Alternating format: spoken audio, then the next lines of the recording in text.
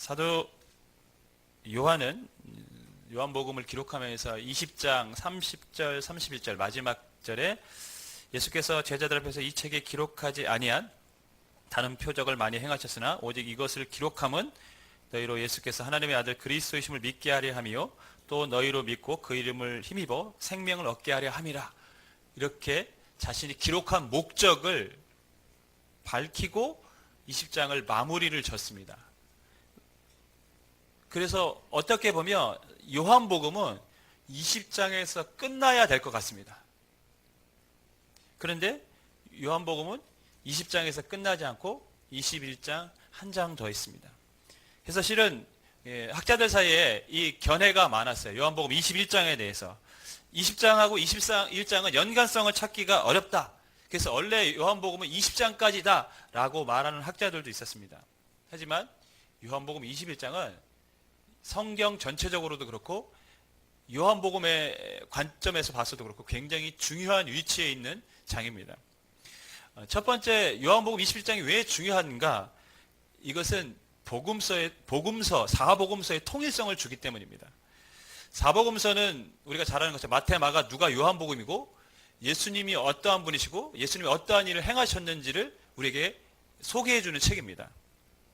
그리고 그 사복음서 중에 마태, 마가, 누가복음의 마지막은 예수님께서 승천하시기 전에 제자들에게 다시 사명을 주시는 것으로 마무리를 짓고 있습니다.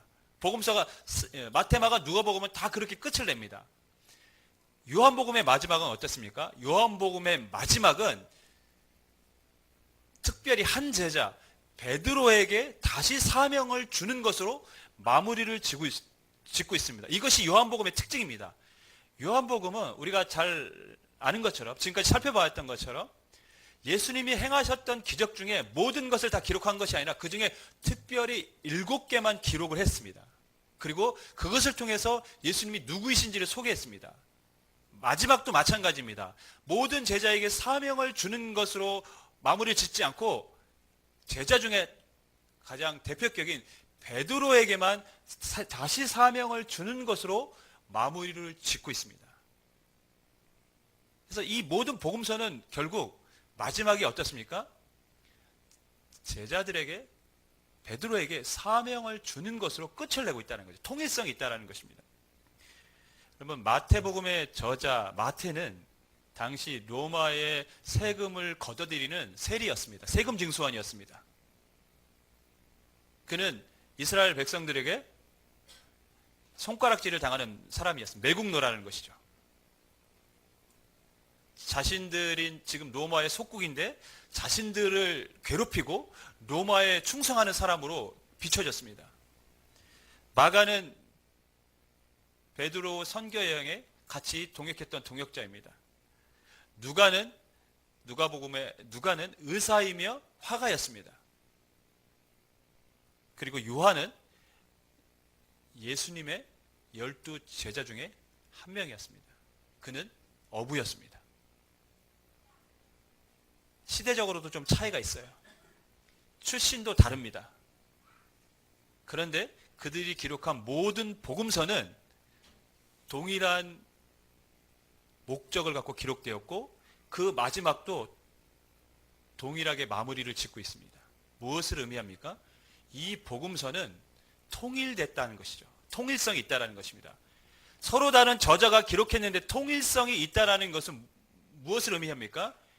이 성경은 사람에 의해서 기록된 것이 아니라 성령에 의해서 감동되어서 그들이 기록했다는 것이죠. 복음서의 통일성은 요한복음의 21장은 이 성경의 저자가 사람이 아니라 성령님이심을 우리에게 가르쳐주고 있는 것입니다. 요한복음 21장이 또 중요한 이유는 무엇이냐면 예수님께서 제자들과 마지막 유월절 하실 때 이런 표현이 있습니다. 제자들을 사랑하시되 끝까지 사랑하셨다. 이렇게 말씀하셨어요. 그 예수님이 제자들을 끝까지 사랑하신 것은 가룟 유다에게, 배반한 베드로에게, 그리고 예수님이 잡히시던 날 그 동산에서 자신만 잡아가라고 하고 제자들은 놓아주라고 말씀하시면서 제자들을 어떻게 사랑하셨는지를 계속 보여주셨습니다. 그런데 21장이 어떤 면에서 보면 예수님이 그 제자들을 사랑하시는 그 모습의 절정일 수 있습니다. 얼마나 이들을 사랑하셨는가를 베드로를 다시 만남으로써 예수님은 그 사랑을 우리에게 다시 알려주고 계신 것입니다. 오늘 그래서 21장을 통해서 예수님이 어떠한 마음으로 베드로를 찾아가셨고 베드로에게 무엇을 원하시고 어떻게 사랑하셨는지를 우리 말씀을 통해서 함께 살펴보고자 합니다. 우리 둘째가 이름은 다 아시죠? 은유입니다. 모르시는 분이 이제 거의 없을 겁니다. 이상하게 둘째가 설교에 많이 등장을 해요. 그만큼 돌출 행동을 많이 한다는 얘기죠. 에피소드가 많은 아이입니다. 은유가 어릴 때부터 애착을 가졌던 게 있어요. 그게 뭐냐면 이불입니다.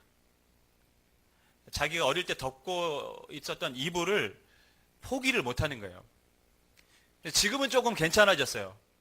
그거 안 덮어도 잡니다. 그런데 학교 들어가기 전까지만 해도 그 이불이 없으면 잠을 못 잤습니다. 그리고 이불을 항상 옆에 두고 이렇게 냄새를 맡아야 돼요. 그래야 안정이 됩니다. 그리고 저희 어머니 집에 갈 때도 꼭 이불을 챙겨가야 됩니다. 이불을 안 가져간 날은 난리 나는 거예요. 개를 달래는데 애를 먹습니다. 그래서 어느 날 이불을 딱 안 가져간 게 확인이 되면 아내랑 둘이 큰일 났다. 이불 안 가져왔다. 어떡하냐. 그래서 다시 집으로 갈까? 이러기도 했어요, 진짜. 30분 차 타고 30분 거리였기 때문에 다시 돌아갔다 올까? 이런 마음도 가졌었어요. 근데 제가 얼마 전에 이사를 했는데 이불이 굉장히 낡았어요. 그리고 많이 헤어졌어요. 그래서 보기에도 곧 버려야 될 것처럼 보입니다. 그래서 은유에게 은유야, 이거 이불 버려도 되겠어? 이제 확인해야 되고 승낙을 받아야 되니까 이불 버려도 될까? 했더니 은유가 안 된대요. 안 돼. 추억이 담겨 있잖아. 추억이 담겨 있다고 버리면 안 된답니다. 그래서 지금도 갖고 왔어요. 근데 가만히 보니까 이 아이는 추억이 너무 많아요. 뭐 장난감을 버리려고 해도 버리면 안 된대요. 추억이 담겨져 있대요. 나에게 추억이 있으니까 이건 버리면 안 된대요. 심지어는 칫솔이 다 낡아가지고 칫솔 갈아야겠다고 했더니 안 된대요. 왜요? 내 추억이 담겨 있대요. 추억이 담겨 있으니까 버리지 말라라는 거예요. 이런 식이면은 집이 중고용품 전문 매장으로 쌓일 것 같아요. 이렇게 중고 상품들이 계속 은유 때문에. 사람들은 추억을 먹고 삽니다. 친구를 만나면 학창 시절 이야기를 합니다. 또 어릴 적 교회 다니던 친구들을 만나면 어릴 적 교회 생활 이야기를 합니다. 그러면서 어디로 돌아갑니까? 그때로 돌아갑니다. 그러면서 그 얘기하면서 옛날에 그랬지 이랬지 하면서 좋아하고 기뻐합니다. 그러면서 항상 똑같은 만자, 야 그때가 엊그제 같은데 벌써 20년이 지났다 30년이 지났다 참 세월 빠르다 이런 얘기들을 합니다. 사람은 추억을 먹고 삽니다. 추억의 사람들이 있고 추억의 장소가 있고 추억의 노래가 있습니다. 이런 사람들을 만나면 과거로 돌아가고 어떤 특정한 곳에 가면 옛 기억이 나고 어떤 특별한 노래를 들으면 옛날 생각이 나기도 합니다. 베드로에게도 추억의 장소가 있었습니다. 그것은 갈릴리 바다 혹은 호수라고도 말하죠. 갈릴리 바다였습니다. 성경에서는 갈릴리 바다라고도 표현하고 갈릴리 호수라고도 얘기합니다. 왜냐하면 갈릴리 호수가 굉장히 바다처럼 넓었기 때문에 어떤 사람들은 바다라고 표현했고 정확히 어떤 사람은 정확히 호수라고도 표현했습니다. 1절 말씀 우리 같이 읽겠습니다. 시작.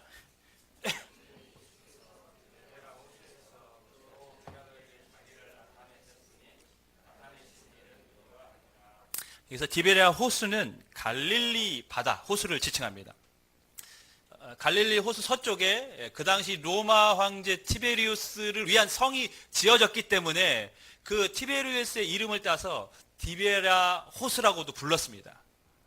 지금 예수님은 제자들을 부활하신 후에 우리가 두 번이나 찾아가신 것을 지난주에 말씀을 통해서 살펴봤습니다. 그리고 오늘 세 번째 제자들을 찾아가시는데 이번에는 갈릴리 바다로 찾아가셨습니다. 베드로에게는 갈릴리가 잊지 못할 장소입니다. 베드로는 거기서 주님을 만났습니다. 그리고 주님을 만나서 새로운 인생을 살았습니다. 아마 평생 베드로는 그 갈릴리 바다를 벗어난다고 생각해 보지 않았을 겁니다. 어부였고 자기는 여기서 평생 이 물고기를 잡으면서 인생을 마칠 거라고 아마 생각하면서 살아갔는데 주님을 만나 그는 갈릴리 바다를 떠났습니다. 더 넓은 꿈을 갖고 세상을 향해 나갔습니다. 더 이상 베드로는 갈릴리 호수라는 제한된 곳에 살지 않고 더 넓은 세계로 더 큰 꿈을 갖고 주님과 함께 동행을 했습니다. 갈릴리는 베드로에게는 인생의 전환점이 된 장소입니다. 근데 그 베드로가 다시 갈릴리 바다로 돌아왔습니다. 그리고 옛날처럼 주님을 만나기 전처럼 고기를 잡고 있습니다. 예수님은 사람을 낚는 어부가 되라고 베드로를 부르셨는데 이제 베드로는 다시 고기를 낚는 어부로 돌아간 것입니다. 여러분, 베드로는 우리가 아는 것처럼 며칠 전에 부활하신 주님을 만났어요. 부활하신 주님을 만나고 주님이 자신이 부활하신 것을 손과 옆구리를 보여주시면서 확인시켜까지 주셨어요. 그리고 아버지께서 나를 보낸 것 같이 나도 너희를 세상에 보내노라고 다시 사명을 주시기도 하셨어요. 그런데도 베드로는 사명을 잃어버리고 다시 갈릴리 바다로 가서 고기를 잡고 있습니다. 베드로는 왜 다시 갈릴리로 돌아갔을까요? 성경을 보면 베드로가 물고기를 잡으러 가자고 말한 때가 밤이라고 이야기하고 있습니다. 밤에 그들이 고기를 잡으러 가자 이렇게 얘기합니다. 요한복음에서 밤이라는 말은 시간적인 의미와 함께 사람의 영적인 상태를 의미한다고 제가 계속해서 말씀을 드렸습니다. 부활하신 주님을 만났지만 베드로는 아직 뭡니까? 영적으로 밤인 것입니다.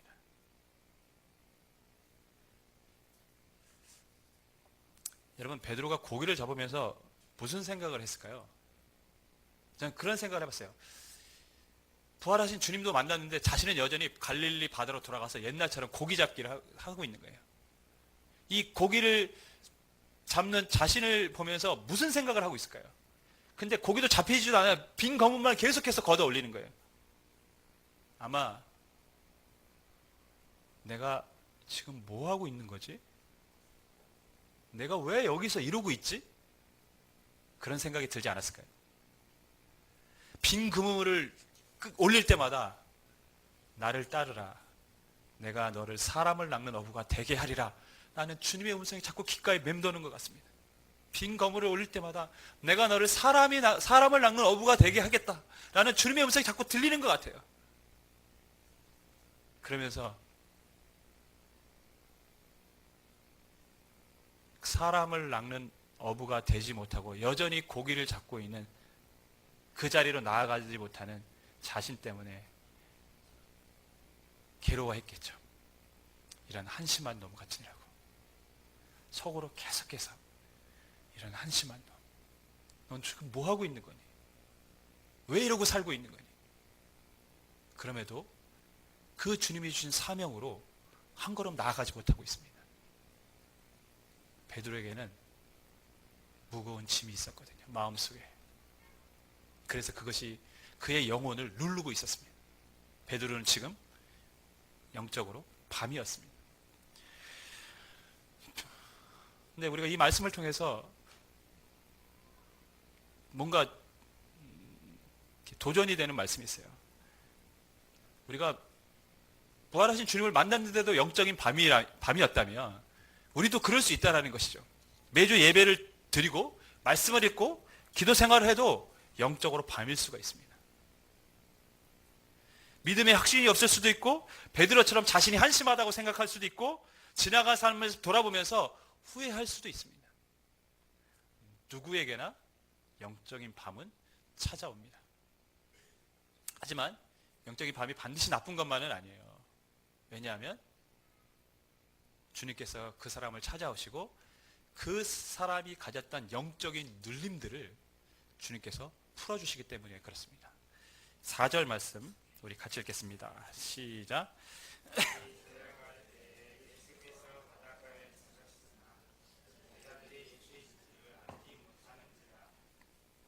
예수님이 베드로와 제자들을 찾아갔지만 그들은 예수님인지 몰랐어요. 그들이 예수님인지 인식한 것은 언제인가? 빈 그물만 올리다가 갑자기 저기 바다라고 하면 해변이죠. 해변에서 서서 고기 잡았습니까? 아닙니다. 그러면 그물을 배 오른편에 내려보세요. 이 말을 듣고 그물을 내렸더니 고기가 잡혔어요. 그제서야 그들은 지금 저기 해변가에 서 있는 분이 예수님이라는 걸 알았어요. 그래서 먼저 예수님이 사랑하는 제자 요한이 주님이시다 이렇게 말했어요. 주님이시다. 이 주님이시라는 말을 듣고 베드로는 너무 가슴이 뛰었어요. 왜 그랬을까요? 그는 이전에 갈릴리에서 주님을 만났고 그렇게 똑같이 고기잡이를 하다가 주님을 만났고 거기서 주님이 주신 사명을 갖고 새로운 인생을 살았기 때문에 주님이시다는 이 말에 너무 가슴이 뛰었어요. 그래서 성경을 보면 다른 제자보다도 먼저 겉옷을 입고 먼저 바다로 뛰어들었습니다. 그리고 예수님께로 갔습니다. 다른 제자들은 고기를 다 끌어올리고 배를 타고 왔어요. 그만큼 베드로에게 있어서 주님이 다시 그곳에 찾아오셨다는 것은 너무나도 놀랍고 흥분된 일이었습니다. 여러분, 주님은 다시 갈릴리로 가셔서 주님을 만나 주셨습니다. 근데 오늘 성경을 보면 예수님이 제자들에게 어떤 마음을 갖고 찾아오셨는지를 잘 설명해 주고 있습니다. 예수님은 밤새도록 추위에 떨었을 제자들을 위해서 불을 피워 놓으셨어요. 따뜻하게. 그리고 당연히 배고팠겠죠. 밤새 일하면서 아무것도 못 먹었으니까 배고픈 제자들을 위해서 조반을 준비하셨습니다. 그리고 친히 떡과 고기를 나눠주시면서 먹으라고 말씀하셨어요. 굉장히 따뜻한 이미지 아닙니까? 예수님은 제자들의 마음을 아셨다는 것이죠. 베드로의 마음을 아셨다는 것입니다.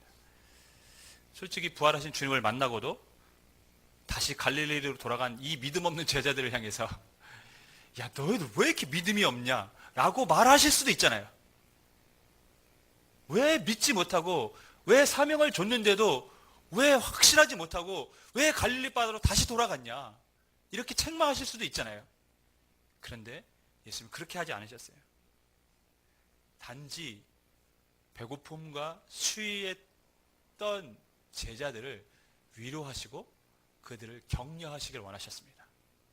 실은 그것이 주님의 마음이죠. 주님은 우리를 위로하기 위해 찾아오십니다. 때때로 주님은 우리의 필요를 채워주시게 오십니다. 무엇보다도 우리가 영적인 밤일 때 그 우리 안에 있는 그 영적인 밤의 문제를 해결해 주시기 위해서 찾아오십니다. 우리 17절 말씀 우리 같이 읽습니다. 시작.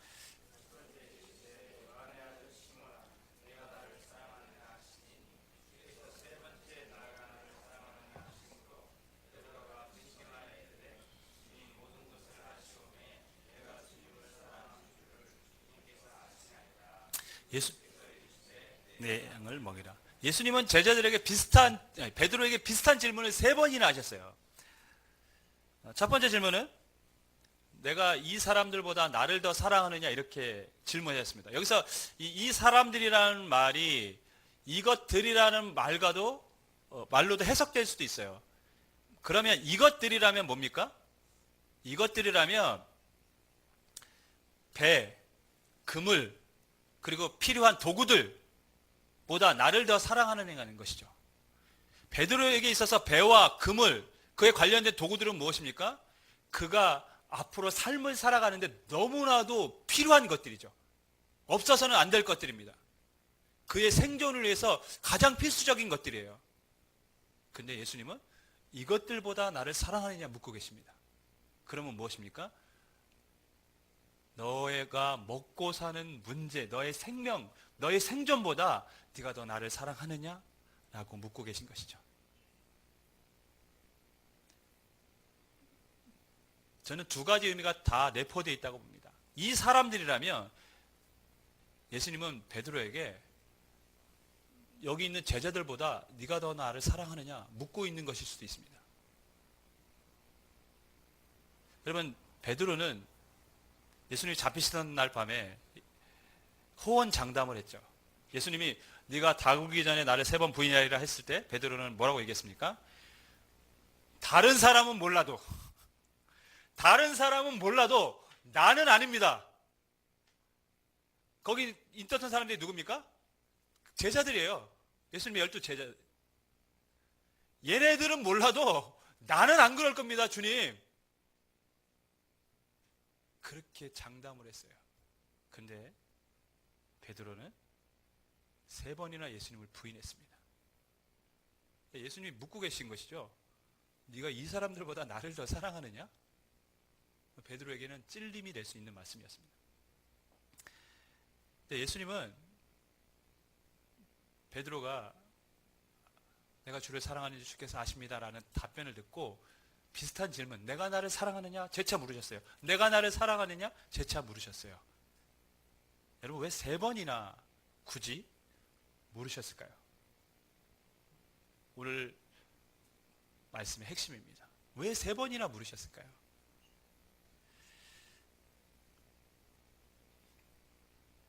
베드로가 지금 예수님한테 이 질문을 받고 있는 곳이 어딥니까?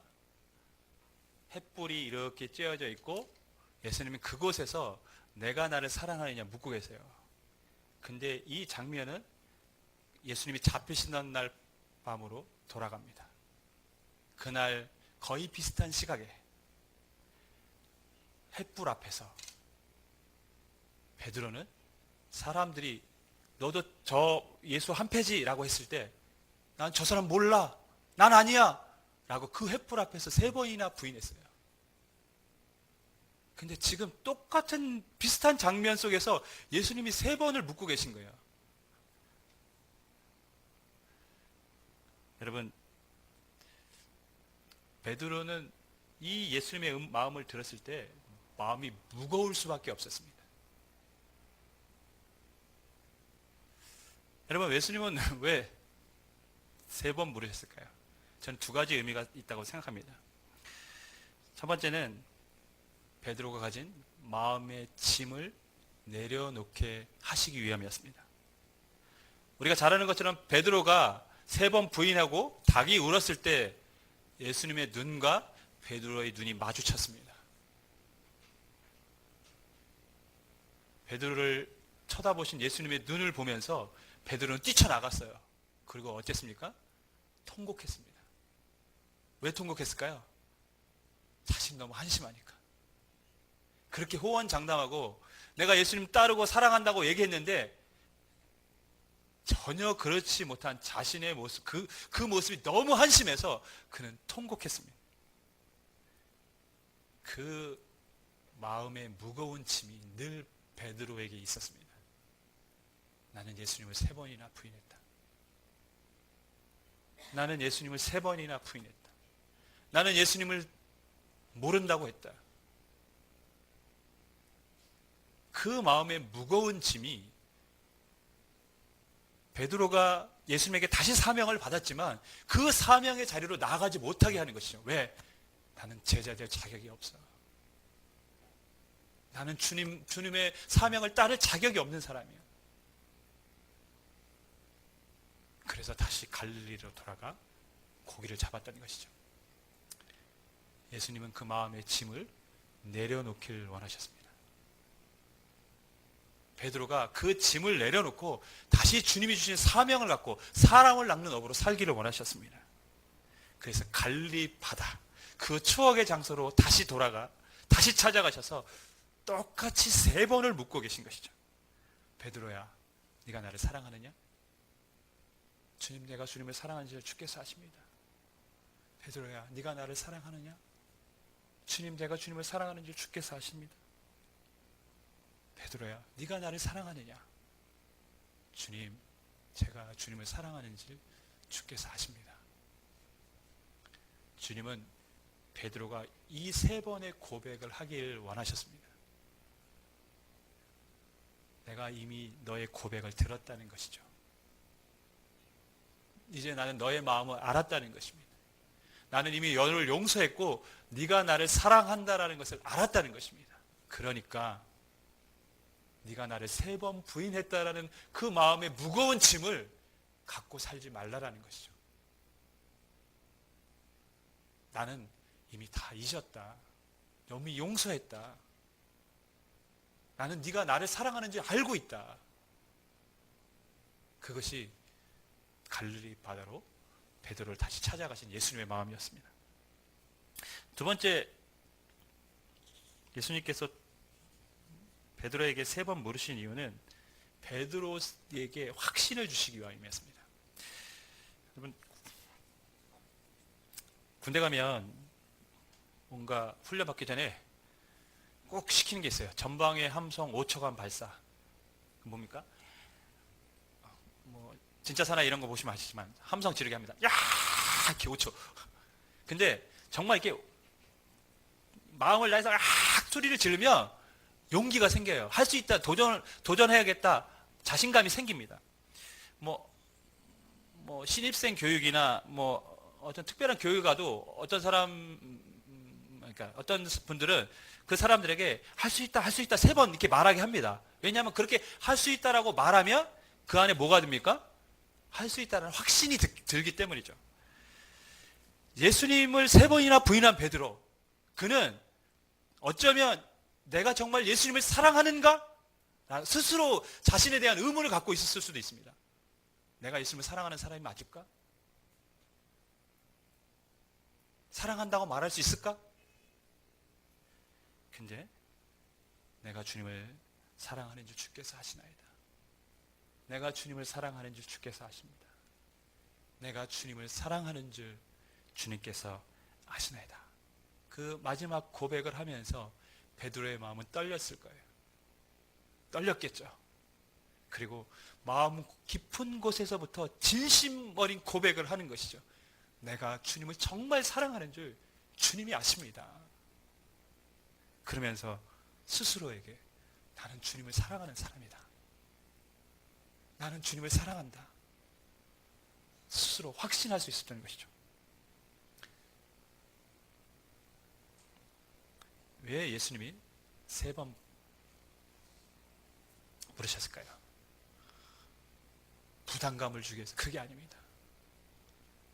그의 마음의 짐과 베드로 스스로가 예수님을 사랑하고 있다는 그 사실을 다시 회복하도록 주님은 베드로에게 찾아가 내가 나를 사랑하느냐 3번이나 물으셨던 것입니다. 저 안에 사랑하는 여러분, 과거에 베드로가 가졌던 그 마음의 무거운 짐, 내가 예수님을 부인했다고 하는 3번이나 부인했다고 하는 그 엄청난 죄책감, 그것들이 갈릴리에서 주님을 만난 뒤로 다 사라져 버렸습니다. 더 이상 그 무거운 짐은 그의 발목을 붙잡는, 그를 하나님 앞으로 나아가지 못하게 하는 올무가 된 것이 아니라 오히려 더 하나님 앞에 나아가게 하는 은혜가 된 것입니다. 그런 나를 주님이 찾아오셨다. 3번이나 부인한 나를 주님이 여전히 사랑하셨다. 그런 나에게 주님이 다시 내 양을 먹이고 치라는 사명을 주셨다.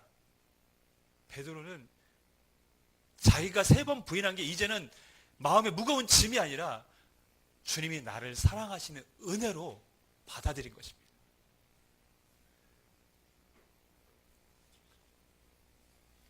여러분, 그래서 그 은혜를 알았기 때문에 베드로는 주님을 위해서 자기 목숨을 아끼지 않고 주님을 전하는 사도로서 인생을 마무리했습니다. 나를 용서하신 주님, 나를 사랑하신 주님, 나도 그 주님을 위해서 이제 끝까지 내가 주님을 사랑하니까, 주님이 나에게 사명을 주셨으니까 그러한 믿음을 갖고 그러한 마음으로 주님을 위해서 자신의 삶을 드렸습니다. 오늘 말씀을 통해 여러분에게 드리고 싶은 말씀이 있습니다. 우리도 개인적으로 주님을 생각할 때 마음에 짐이 있을 수 있습니다. 저도 있습니다. 부족한 내 모습, 더 열심을 내지 못하는 나의 모습, 죄송하고 송구합니다. 여전히 우리의 틀 안에 갇혀서 한 걸음도 나아가지 못한 우리의 모습 때문에 우리 스스로 역시 그렇게 마음에 무거운 짐을 갖고 주님 앞에 살아가고 있을 수도 있습니다. 하지만 그것이 무엇인지는 모르겠지만 설령 우리가 믿음이 없이 살아가고 주님이 주신 사명대로 살지 못하고 있다고 할지라도 그래도 주님은 여러분을 찾아오시고 여러분을 사랑하는 분이신 줄 믿습니다. 주님은 우리를 사랑하십니다. 그리고 우리를 축복하십니다. 오늘도 그 주님의 사랑을 다시 회복하고 주님이 주신 다시 사명을 붙잡고 살기로 결단하는 저와 여러분이 되기를 주님으로 간절히 축원하겠습니다.